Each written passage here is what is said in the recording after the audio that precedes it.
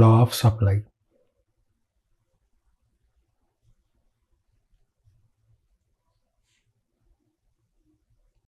Price increase అయినప్పుడు quantity supplied increase అవుతుంది.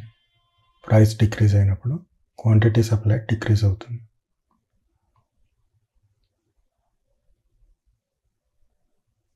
ఒక 4 సినారియోస్ చూసుకున్నట్లయితే, ఒకవేళ ప్రైస్ 1 రూపీ ఉన్నప్పుడు సప్లై 10 అయింది, 2 రూపీస్ ఉన్నప్పుడు 20 సప్లై అయింది, 3 రూపీస్ ఉన్నప్పుడు 30 సప్లై అయింది, 4 రూపీస్ ఉన్నప్పుడు 40 సప్లై అయింది.